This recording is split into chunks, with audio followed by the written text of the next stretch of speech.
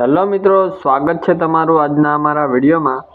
તો મિત્રો આજે આપણે ધોરણ 6 વિષય ગુજરાતી પાઠ નંબર 5 પાઠનું નામ છે જય જય ગરવી ગુજરાત। તેને મિત્રો સ્વાધ્યાય સોલ્યુશન ભાગ બીજો જોઈશું। પ્રશ્ન નંબર 7 થી 9 જોઈશું મિત્રો। 1 થી 6 પ્રશ્નો આપણે પહેલા ભાગમાં જોયા। આ ભાગમાં આપણે પ્રશ્ન 7 થી 9 સમજીશું। ચાલો મિત્રો 7મો પ્રશ્ન છે તેને સમજીએ। તો વિડીયોમાં અંત સુધી જોડાયેલા રહેજો અને ચેનલ પર નવા આવ્યા હોય તો ચેનલને સબસ્ક્રાઈબ કરજો। તો 7મો પ્રશ્ન છે, પ્રશ્નોના જવાબ લખો। તેની અંદર પહેલો પ્રશ્ન છે, ગુજરાતની કઈ દિશામાં શું આવેલું તે લખો। તો મિત્રો તેનો જવાબ છે, કવિતા મુજબ ગુજરાતની ઉત્તર દિશામાં અંબા માતાનું મંદિર, પૂર્વ દિશામાં કાળી માતાનું મંદિર, દક્ષિણ દિશામાં કુંતેશ્વર મહાદેવનું મંદિર અને પશ્ચિમ દિશામાં સોમનાથ તથા દ્વારકેશનું મંદિર આવેલ છે। તો પ્રશ્ન નંબર 2 જોઈએ। તો પ્રશ્ન નંબર 2 છે, કવિએ પ્રેમ ભક્તિની રીત શીખવવાનું કેમ કહ્યું હશે।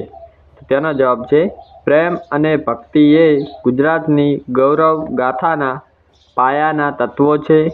એના થકી ગુજરાત ગૌરવવતું છે। આપણે એ ગૌરવને જાળવવા માટે પરસ્પર પ્રેમ અને ભક્તિથી આગળ વધવું જોઈએ। એ ભલી રીત શીખવી જોઈએ। તો પ્રશ્ન નંબર 3 જોઈએ। પ્રશ્ન નંબર 3 છે, ગરવી ગુજરાત એટલે શું। તેનો જવાબ જોઈએ, ગરવી ગુજરાતનો અર્થ થાય મોટું, વિશાળ, ગૌરવશાળી, ઉચ્ચ ભાવનાવાળું ગુજરાત। પ્રશ્ન નંબર 4 જોઈએ। પ્રશ્ન નંબર 4 છે, ગુજરાતની બીજી નદીઓના નામ જણાવી કોઈ એક નદી વિશે લખો। તો તેનો જવાબ છે, ગુજરાતમાં તાપી, નર્મદા અને મહી ઉપરાંત બનાસ, ભાદર, દમણગંગા, હિરણ, કંકાવટી, ખારી, મચ્છુ, નાગમતી, રૂપેણ, સાબરમતી, સરસ્વતી, શેત્રુંજી વગેરે નદીઓ આવેલી છે। મિત્રો તેમાંથી આપણે મચ્છુ નદી વિશે લખ્યું છે તેને સમજીએ। તો મચ્છુ નદી, આ નદી ગુજરાત રાજ્યના સૌરાષ્ટ્ર પ્રદેશના મોરબી, સુરેન્દ્રનગર અને રાજકોટ જિલ્લાઓમાં વહેતી મહત્વની નદી છે। 141 કિમી જેટલી લંબાઈ ધરાવતી આ નદી મોટે ભાગે મોરબી જિલ્લામાં પોતાનો પંથ કાપે છે। માર્ગમાં મચ્છુ નદીમાં બેણિયા, મસોરો, આસોઈ, ખારોડિયો, બેટી, સાવરિયો, અંધારી, મહા જેવી નાની નદીઓ ભળી જાય છે। દંતકથા અનુસાર એકવાર મહાદેવજી ક્ષીરસાગરને કિનારે પાર્વતીજીને અગત્યનો ઉપદેશ આપી રહ્યા હતા। એમની નજીકમાં એક મગર થોડા સમય પહેલાં જ એક જીવતા માણસને ગળી જઈ બેઠો હતો। શંકર ભગવાનનો ઉપદેશ સાંભળી કોઈક રીતે મગરના પેટમાંથી આ માણસ બહાર આવ્યો અને જ્ઞાની પુરુષ બન્યો। મગરમચ્છ દ્વારા બીજો જન્મ પામેલ આ માણસ મત્સ્યેન્દ્ર નામ તરીકે ઓળખાયા, જેમણે હઠયોગી તરીકે ખ્યાતિ મેળવી। હઠયોગ પ્રદીપિકા નામનો ગ્રંથ પણ લખ્યો હતો।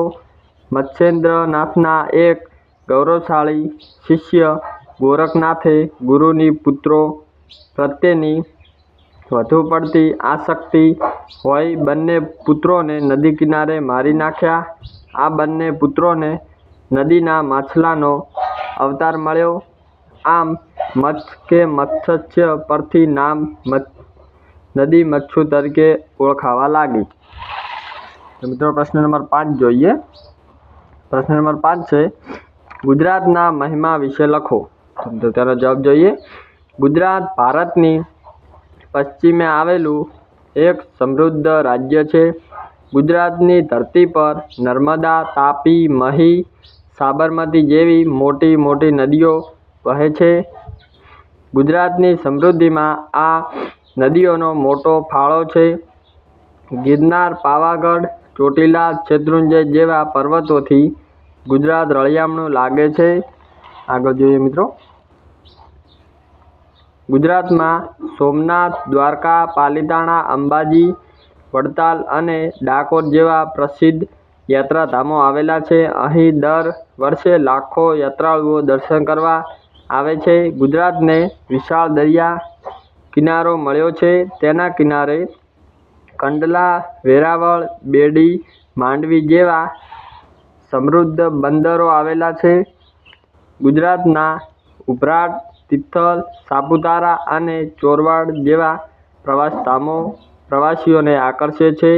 ગુજરાતની સંસ્કૃતિના ઘડતરમાં અનેક સંતો, લેખકો અને કવિઓનો ફાળો છે.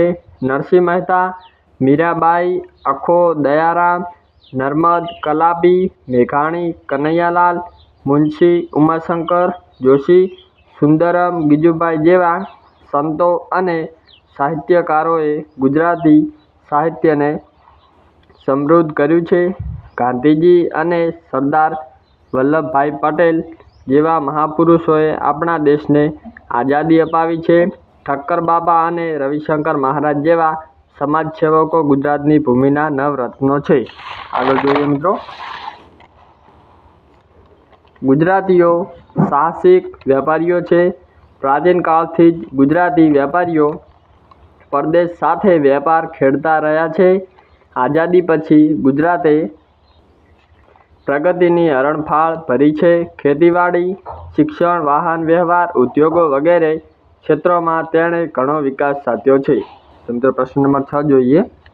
પ્રશ્ન નંબર 6 છે, ગુજરાતને ગરવી કેમ કહી હશે? તો તેનો જવાબ છે, ગુજરાતમાં વિશાળ દરિયા કિનારો, મોટી નદીઓ, પ્રસિદ્ધ યાત્રાધામો, સમૃદ્ધ બંદરો, સંસ્કૃતિને ઘડનાર અનેક સંતો, લેખકો અને કવિઓ, સ્વાતંત્ર્ય સેનાનીઓ, સમાજસેવકો, સાહસિક વેપારીઓ, સમૃદ્ધ ખેતીવાડી વગેરે બાબતો હોવાથી કવિઓએ ગુજરાતને ગરવી ગુજરાત કહ્યું છે.